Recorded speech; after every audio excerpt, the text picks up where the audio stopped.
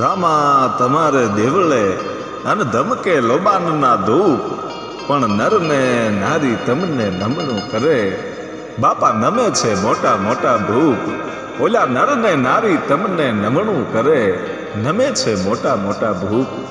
એવા રણુજાના રામ એ રામદેવ પીર અને રામદેવ પીરના પરમ ભક્ત એવા હરજી ભાટી, અને એ હરજી ભાટીના ઇતિહાસની આપણે વાત કરવી છે. પણ હરજી ભાટીના ઇતિહાસમાં બહુ જબરજસ્ત વાતો પડી છે, અને ગુજરાતમાં જે આખ્યાન રમાય છે એમાં તો હરજી ભાટીનું ટૂંકમાં વર્ણન આવે છે, પણ આપણે તો હરજી ભાટીનો સંપૂર્ણ જે ઇતિહાસ છે એની વાત કરવી છે. અને હરજી ભાટીના જન્મભૂમિમાં હરજી ભાટીના ઇતિહાસનું જે પુસ્તક છે એમાં જે લખેલી વાતો છે એની આપણે વાતો કરવી છે. એ સંપૂર્ણ ઇતિહાસની જો વાત કરવી હોય તો જોધપુરથી રામદેવરા તરફ જતો જે રસ્તો છે, અને એ રસ્તામાં પંડિતની રાણી નામનું જે ગામ છે, એ ગામ એટલે હરજી ભાટીનું ગામ. પણ એના પૂર્વજ કોણ હતું, એના માતા પિતાનું નામ શું હતું, એની જો આપણે વાત કરીએ તો એ પંડિતની રાણી નામના ગામમાં રાજપૂત સમાજમાં ભાટી શાખના ઉગમસિંહ બાપુ છે એ રહે છે. પણ એટલી ગરીબ પરિસ્થિતિ છે કે પોતાને ઘર પણ નથી અને ઝૂંપડી કરીને રહે છે. બે જણા છે પતિ પત્ની, ભગવાન રામદેવજી મહારાજની ભક્તિ કરે. રામદેવજી મહારાજના પરમ ઉપાસક ઉગમસિંહ બાપુ અને એમના પત્ની છે એ રામદેવજી મહારાજના પરમ ઉપાસક છે.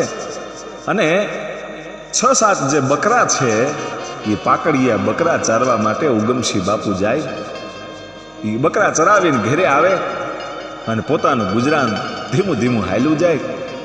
એવી રીતે ધીરે ધીરે ધીરે સમય વીતતો જાય છે. અને પોતે રામદેવજી મહારાજના ઉપાસક હોવાના કારણે એમ કહેવાય છે કે બીજ આવે ને એટલે પોતે ભગવાન રામદેવજી મહારાજની સમાધિએ જાય અને દર્શન કરે. અને રામદેવજી મહારાજના દર્શન કરી અને પાછા આવે પછી બીજમાં એમ કહેવાય છે કે ભગવાન રામદેવજી મહારાજનો પાઠ કરે, જમા જાગરણ કરે, અને એવો સરસ મજાનું ભજન કીર્તન આખી રાત હાલે. એવી રીતે ભગવાન રામદેવજી મહારાજના પરમ ઉપાસક ઉગમસિંહ બાપુ અને બંને જણા ભક્તિમય જીવન જીવતા જીવતા સમય જાય છે. અને સમય જતા એમ કહેવાય છે કે વિક્રમ સંવંત 1757માં હરજી ભાટીનો જન્મ થાય છે. ઉગમસિંહ બાપુનો દીકરો હરજી ભાટી. અને કવિ તો એમ કહે છે કે હરજી ભાટીનો જન્મ તો માત્ર ને માત્ર ભગવાન રામદેવજી મહારાજના ગુણગાન ગાવા માટે જ થયો હતો. અને એ તો જન્મો જન્મનો જે ભગત જીવ હતો. એમ કહેવાય છે કે આજ ફરીવાર ઉગમસિંહ બાપુ ભાટીને ઘેરે એ જન્મ લઈ અને હરજી ભાટી અવતર્યા છે ભાઈઓ. પણ વાત એ આવે કે જે હરજી ભાટી છે એમના પિતા ઉગમસિંહ બાપુ એ પણ રામદેવજી મહારાજની સમાધિએ માથું ટેકાવતા. શું કામ કે આપણે ગુજરાતમાં જે આખ્યાન રમાય છે એ આખ્યાનમાં એવું બતાવવામાં આવે છે કે ભગવાન રામદેવજી મહારાજ જ્યારે અવતાર ધારણ કરવાના હોય ત્યારે પોતે હરજી ભાટીને મળવા માટે જાય છે. અને હરજી ભાટી છે પાકડા બકરા દોઈ અને રામદેવજી મહારાજને દૂધ પાય છે. પણ ગુજરાતના આખ્યાનમાં અને આ રાજસ્થાનના હરજી ભાટીના ઇતિહાસની અંદર બહુ ફરક છે. વાત સાચી છે પણ ફરક છે. ગુજરાતમાં એવું બતાવે છે કે જ્યારે રામદેવજી મહારાજનો જન્મ પણ નહોતો થયો એ વખતે હરજી ભાટીને રામદેવજી મહારાજ મળ્યા હતા. પણ એવું નથી. હકીકતમાં સાચો ઇતિહાસ એ છે કે રામદેવજી મહારાજનો જન્મ છે એ 1409ની વિક્રમ સંવંતમાં થયેલો. વિક્રમ સંવંત 1409માં. અને 33 વર્ષની ઉંમરે પોતે એમ કહેવાય છે કે કે સમાધિ લીધી હતી અને 1442 એમ કહેવાય છે કે રામદેવજી મહારાજે સમાધિ લઈ લીધી હતી 33 વર્ષની ઉંમરે. અને એ પછી 15 વર્ષનો 215 વર્ષનો ગાળો ગયો.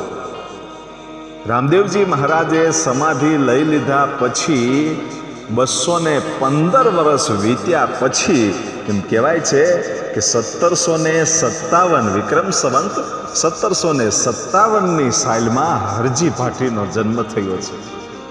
રામદેવજી મહારાજના ગયા પછી સમાધિ લીધા પછી 215 વર્ષ પછી હરજી ભાટી અવતરણ લે છે. એ હરજી ભાટીનો એમ કહેવાય છે કે અવતાર માત્ર ને માત્ર રામદેવજી મહારાજના ગુણ ગાવા માટે થયેલો. અને પછી તો એમ કહેવાય છે કે પોતાના બાપ ઉગમસિંહ બાપુ છે એ રામદેવજી મહારાજના ગુણગાન ગાય, જમા જાગરણ કરે, રામદેવજી મહારાજના પાઠ કરે અને ધીરે ધીરે હરજી ભાટી છે કે આવા ભજનના વાતાવરણમાં મોટા થાય છે. અને પછી તો એમ કહેવાય છે કે પોતાના બાપની હારે ઉગમસિંહ બાપુની હારે હરજી ભાટી છે એ બાલ્ય અવસ્થામાં બકરા ચારવા માટે જાય. અને એમ કરતા કરતા કરતા જ્યારે બીજ હોય ત્યારે ઉગમસિંહ બાપુ પોતે ભગવાન રામદેવજી મહારાજની સમાધિએ જાય ત્યારે હરજી ભાટીને સાથે લેતા જાય. એમ કરતા કરતા હરજી ભાટીની જ્યારે 13 થી 14 વર્ષની ઉંમર થઈ એ વખતે એમ કહેવાય છે કે હરજી ભાટીની જન્મ દેવાવાળી જનેતા હરજી ભાટીની માં એમ કહેવાય છે કે દેવલોક પામે છે. પોતે દેહનો ત્યાગ કર્યો અને આ દુનિયા છોડી અને લોક છોડી અને પરલોકમાં ગયા પછી હરજી ભાટીને દુઃખ તો ઘણું થયું, કારણ કે માં ઈ માં અને બીજા વગડાના વા. એના માટે તો કવિઓ પણ એમ કહે છે કે મોઢે બોલું માં પછી હાચે નાનપણ હાંભરે પણ મોટપ કેરી મજા મને બધી કડવી લાગે કાગડા. કવિ કાગબાપુ પણ એમ કહે છે કે માં ઈ માં છે. એટલે તો આપણે કહેવત છે કે માં ઈ માં અને બીજા વગડાના વા. જેને તો આ દુનિયામાંથી એમ કહેવાય છે કે વિદાય લીધા પછી પોતાનો બાપ ઉગમસિંહ બાપુ અને હરજી ભાટી બંને એકલા થયા. અને પછી તો એમ કહેવાય છે કે બંને બાપ દીકરો છે એ બકરા ચારવા માટે જાય અને રામદેવજી મહારાજના ભજનો ગાતા હોય. અને જાણે રામદેવજી મહારાજ સાક્ષાત આવી અને એની માળાના મણકે બેઠા હોય એમ હરજી ભાટીની જે ભક્તિ છે એ વધવા લાગી. પણ જ્યારે પોતાની હરજી ભાટીની 15 વર્ષની ઉંમર થઈ એ વખતે પોતાની ઉપર બીજો એક દુઃખનો ડુંગરો આવીને ઊભો રહ્યો, દુઃખના વાદળા આવીને ઊભા રહ્યા. કારણ કે પોતાની જનેતા તો 1 વર્ષ પહેલા વહી ગઈ છે આ દુનિયા છોડી અને બીજા જ વર્ષે એમ કહેવાય છે કે પોતાનો બાપ ઉગમસિંહ છે એણે પણ આ દુનિયા છોડી દીધી. ઉગમસિંહ બાપુ પણ એમ કહેવાય છે કે સ્વર્ગે સિધાવી ગયા. પછી તો હરજી એકલો થઈ ગયો છે પણ પોતાના બાપના શીલે ચાલે છે. સાંભળજો, પોતાનો બાપ જે બીજ રહેતો હતો, જમા જાગરણ કરતો હતો, પોતે રામદેવજી મહારાજની સમાધિએ માથું ટેકાવવા જતો હતો, એના ચીલે જ ચાલી અને હરજી ભાટી છે દર બીજે એમ કહેવાય છે કે રામદેવજી મહારાજની સમાધિના દર્શન કરે, જમા જાગરણ કરે, રામદેવજી મહારાજનો પાઠ કરે અને આખી રાત ભજન કીર્તન કરે અને આખો દિવસ બકરા ચારવા માટે જાય. ત્યાં પણ એમ કહેવાય છે કે પ્રભુની ભક્તિ કરે, રામદેવજી મહારાજની એમ કહેવાય છે કે ભક્તિ કરે.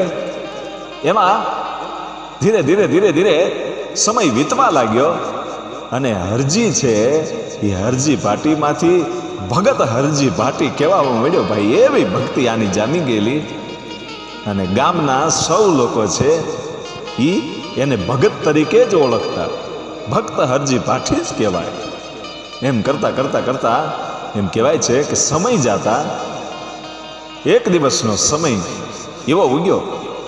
20-22 વર્ષની ઉંમર છે ને એ બરાબર યુવાની હરજી ભાટીની આવેલી છે અને એમાં પોતે વગડામાં એમ કહેવાય છે કે બકરા ચારવા માટે ગયા છે અને ધોમ ધકેલો એ તડક્યો છે અને એ તડક્યામાં એક જે વૃક્ષ છે એ વૃક્ષની નીચે એ વગડામાં એમ કહેવાય છે કે બેહી અને બપોરના ટાણે પોતે પોતાની સાથે લઈ ગયેલું જે ભાતો હતો એ ભાતામાંથી થોડુંક ભોજન કર્યું અને ભોજન કરીને બરાબર બેસી અને એમ લાગ્યું કે ઘડીક આ તડક્યો છે એટલે વિહામો લઈ લો અને પછી પાછો બકરા ચરાવવા માટે જઈશ.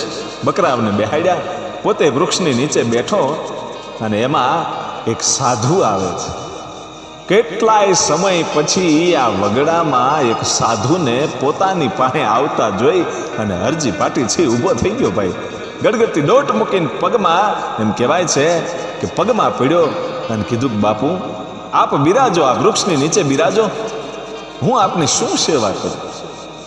અને ત્યારે એ સાધુ એમ કહે છે કે બેટા આ તારા બકરાનું મને દૂધ પા. હે કે આ બકરાનું દૂધ પા. ત્યાં તો હરજી પાટી છે એને તો મનની અંદર એમ થઈ ગયું, ઓહો પહેલી વાર સાધુ મારી પાસે આવ્યા છે અને મેં સેવા કરવાનું કીધું તો એણે દૂધ માંગ્યું, પણ આ વગડામાં દૂધ હોય ક્યાંથી અને મારી પાસે તો આ પાકડિયા બકરા છે, તો મારે દૂધ લાવવું ક્યાંથી. અને ભંભલીમાં જે પાણી હતું એ હું પી ગયો છું, હવે આ સાધુની સેવા કઈ રીતે કરવી. અને પછી હરજી પાટી એ સાધુડાને એટલું કહે છે કે બાપુ છે ને હું હમણાં જ જમી લીધો, ભાતું હતું એ ખૂટી ગયું અને મેં ભંભલીમાં જે પાણી થોડુંક વધ્યું હતું એ હું પી ગયો છું બાપુ. અને આ રણ વિસ્તારમાં ક્યાંય પાણી નથી અને મારી પાસે તો આ પાકડિયા બકરા છે, તો દૂધ ક્યાંથી હોય.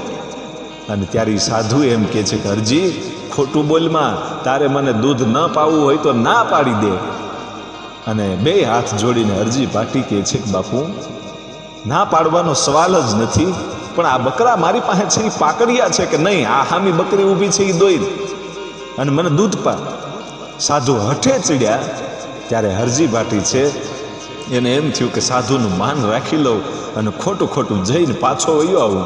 અને બકરી પાસે જ્યારે જાય છે ને ત્યારે એમ કહેવાય છે કે બકરીએ પાકડું બકરું હતું, એ બકરીએ એમ કહેવાય છે કે દૂધ દોવા દીધું અને એક લોટો એક આંચળમાંથી એ બકરીનું દૂધ દોયું અને એ સાધુડાને પાયું ભાઈઓ.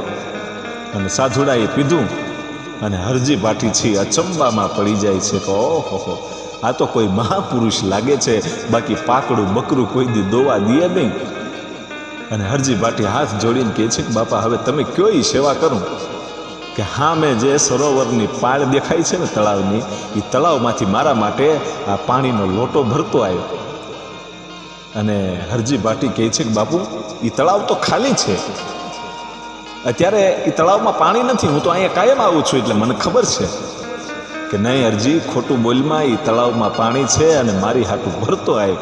અને ત્યારે હરજી પાટીને ખબર હતી કે જો પાકડા બકરા દોવા દેતા હોય તો એ તળાવમાંથી પાણી મને મળશે.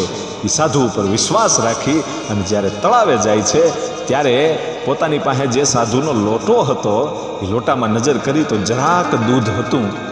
એ પોતે એમ કહેવાય છે કે દૂધનું જે ટીપું હતું એ પી ગયો અને દૂધનું ટીપું પીતાની સાથે એમ કહેવાય છે કે પોતાને જાણે બ્રહ્મ જ્ઞાન થઈ ગયું હોય એવું મનની અંદર થઈ ગયું. અને પાણી ભરી અને સંતને પાયું.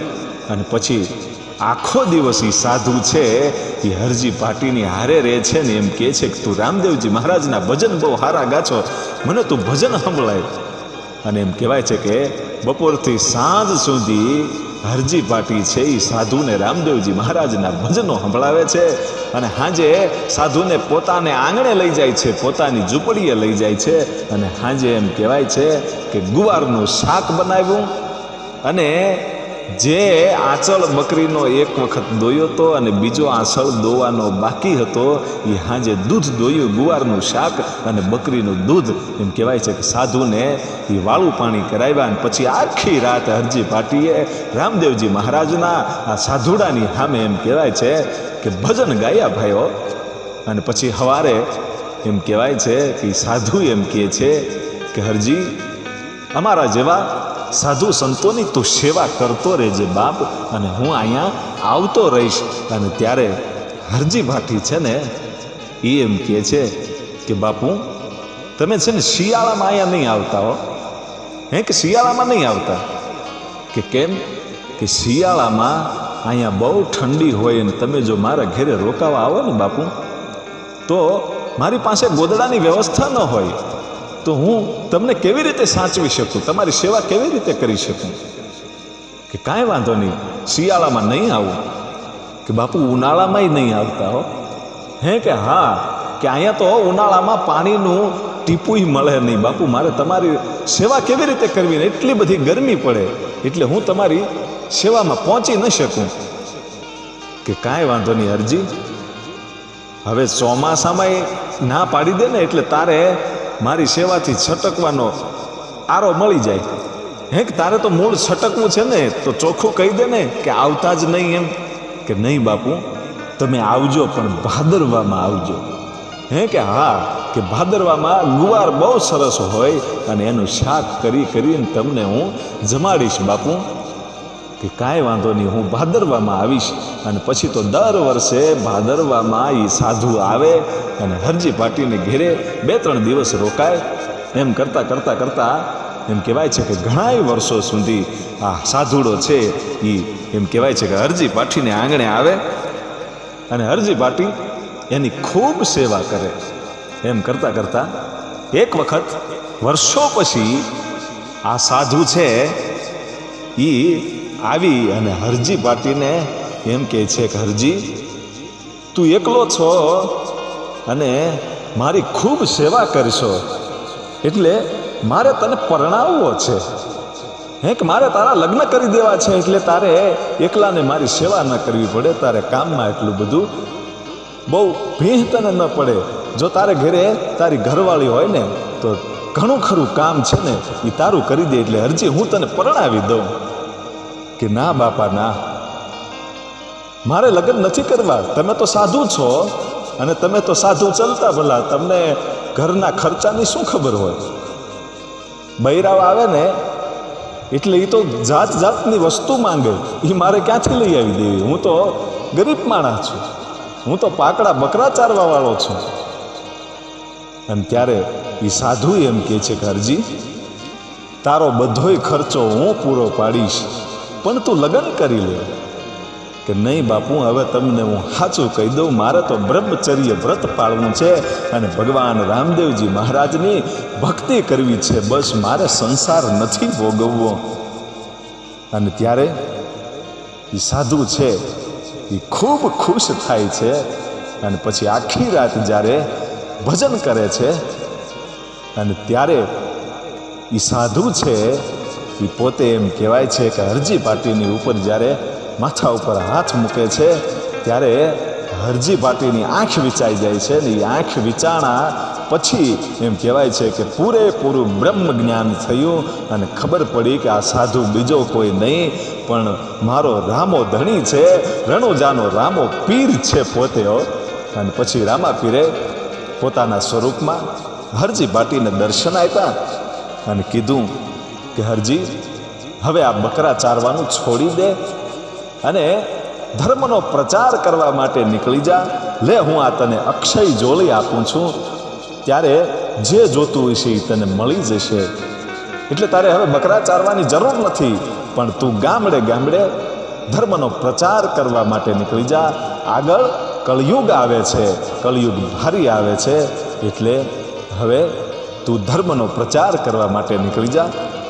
અને પછી રામદેવજી મહારાજ એને અક્ષય જોડી આપે છે અને જ્યારે અદૃશ્ય થાય છે, રામદેવજી મહારાજ પોતે અદૃશ્ય થયા એ વખતે એક લીલો ઘોડો અને રામદેવજી મહારાજના જે ચરણ પાદુકા છે એ ત્યાં પડ્યા રહે છે અને એ કાપડનો ઘોડો લીલા કલરનો અને એમ કહેવાય છે કે રામદેવજી મહારાજના ચરણ પગલાં એ હરજી પાટીએ લઈ લીધા. પછી એમ કહેવાય છે કે રામદેવજી મહારાજના કીધા મુજબ પોતે ગામડે ગામડે જઈ રામદેવજી મહારાજના ભજન ગાય અને ધર્મનો પ્રચાર કરે, રામદેવજી મહારાજનો પાઠ માંડે અને સૌ લોકો આ રામદેવજી મહારાજના ચરણ પાદુકા અને રામદેવજી મહારાજના ઘોડાના દર્શન કરવા માટે આવે. એમ કરતાં વર્ષો સુધી એમ કહેવાય છે કે રાજસ્થાનના મારવાડના ગામડે ગામડા એમ કહેવાય છે કે હરજી ભાટીએ ખૂંદી નાખ્યા અને હરજી ભાટીનું બહુ મોટું નામ થઈ ગયું. અને જ્યાં હરજી ભાટી જાય ત્યાં હજારોની સંખ્યામાં માણસો છે એ હરજી ભાટીના મુકે રામદેવજી મહારાજની કથા સાંભળવા માટે આવે. એમાં એકવાર મારવાડનું જે મોટું શહેર છે એ જોધપુર સ્ટેટના મસૂરિયાના રાજના બાગમાં એમ કહેવાય છે કે હરજી ભાટીએ ધામા નાખ્યા ભાઈ. એ બાગમાં રાજના બાગમાં ધામા નાખ્યા અને લોકોને ખબર પડવા મળી કે હરજી ભાટી પોતે આવ્યા છે અને રામદેવજી મહારાજની કથા કહેવાના છે અને રામદેવજી મહારાજનો પાઠ કરવાના છે. એટલે કાયમને માટે લોકો છે એ હજારોની સંખ્યામાં આવવા માંડ્યા અને રામદેવજી મહારાજના ઘોડાને આ બાગમાંથી માણસો જેટલા આવે ને એ બાગમાંથી ફૂલડા લઈ લઈ અને ઘોડાને ચડાવે, કોઈ હાર ચડાવે. એમ કરતાં કરતાં 2-3 દિવસ ગયા ને એટલે રાજનો જે માળી હતો એને એમ લાગ્યું કે આટલું બધું માણસ આવે છે, આ બગીચાને વેર વિખેર કરી નાખશે, એટલે હવે ફરિયાદ તો કરવી પડશે. એટલે હજારીમલ નામનો જે એમ કહેવાય છે કે રાજનો જે માણસ હતો, જે દીવાન હતો, એ દીવાનને એમ કહેવાય છે કે માળી છે એ ફરિયાદ કરે છે અને કહે છે કે આપણો બગીચો વિખાઈ જાય. એટલે હજારીમલ છે એ આવી અને લોકોને ધમકાવી અને કાઢી મૂકે છે અને કીધું કે હરજી ભાટીને જોધપુરની જેલમાં પૂરી દો. અને હરજી ભાટીને એમ કહેવાય છે કે જોધપુરની એ જેલમાં પૂર્યો અને હરજી ભાટીની સાથે રામદેવજી મહારાજનો ઘોડો અને રામદેવજી મહારાજના ચરણ પાદુકા, રામદેવજી મહારાજનો એ પાઠ હંધોઈ લઈ અને જેલમાં એમ કહેવાય છે કે હરજી ભાટી છે એ ભગવાન રામદેવજી મહારાજના ગુણગાન ગાય છે. અને એમાં હજારીમલ જોવા આવે છે અને જ્યારે જોયું ને ત્યારે એકદમ રામદેવજી મહારાજના ભજનમાં લીન જોયો એટલે હજારીમલ પણ ઘૂરી ખાઈ ગયો. એને એમ લાગ્યું કે ઓહો, જેલમાં પુરાવા છતાંય આ માણસ હજી પણ ભજન કરે છે. એટલે હરજી ભાટીને કીધું કે તને એવું લાગે છે કે તારો રામદેવજી મહારાજ સાચો છે? કે હા, કે હું એમ ન માનું. હું એક તગારું ભરીને ચણ્યા લાવું છું અને એક તગારું ભરીને પાણી લાવું છું. એ તારા ઘોડાની આગળ મૂકું છું. એ તારો જે કાપડનો લીલા કલરનો ઘોડો છે એ આ ચણ્યા ખાઈ જાય અને પાણી પી જાય ને તો હું સાચું માનું. અને પછી ચણ્યાનું તગારું લાવ્યા અને પાણી મૂકી અને એમ કહેવાય છે કે જેલના દરવાજા બંધ કરી તાળા મારી અને હજારીમલ નીકળી જાય છે. એમાં અડધીક રાતને ટાણે રામદેવજી મહારાજ છે એમ કહેવાય છે કે હજારીમલને પલંગમાંથી નીચો પાડી અને સપને જઈ અને એમ કહે છે કે તે મારા ભગતને સંતાપ્યો છે, મારા હરજી ભાટીને સંતાપ્યો છે. એ કોઈ ઢોંગી નથી, એ તો મારો સાચો ભગત છે અને એને તું છોડી દેજે.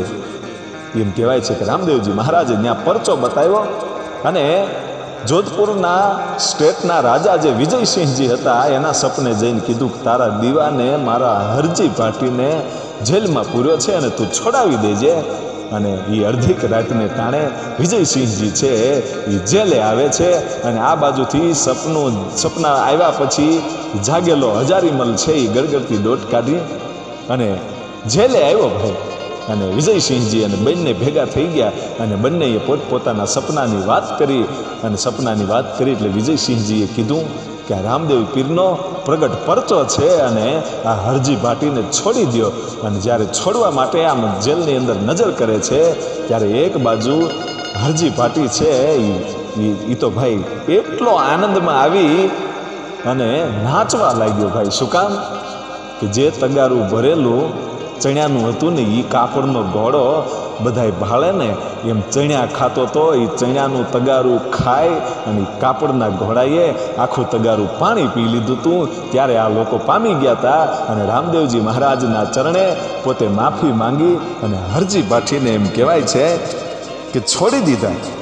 અને પછી ધીરે ધીરે ધીરે ધીરે એમ કહેવાય છે કે સમય જાતાની સાથે 80 વર્ષની ઉંમર હરજી ભાટીની થાય છે અને 80 વર્ષની ઉંમરે પોતે એમ કહેવાય છે કે 1837ની સાલ હતી વિક્રમ સંવત 1837માં એમ કહેવાય છે કે હરજી ભાટીએ પોતાના દેહનો ત્યાગ કર્યો અને આ ધરતી છોડી અને રામદેવજી મહારાજના ચરણે પોતે સ્વર્ગલોકમાં જાય છે.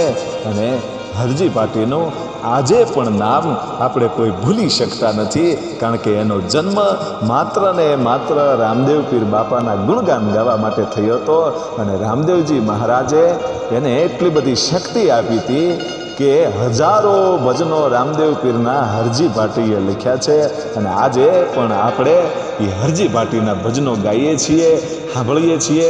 તો આવો કાંઈક ઇતિહાસ હતો હરજી ભાટીનો. તો જય સિયારામ, જય રામદેવ પીર બાપા.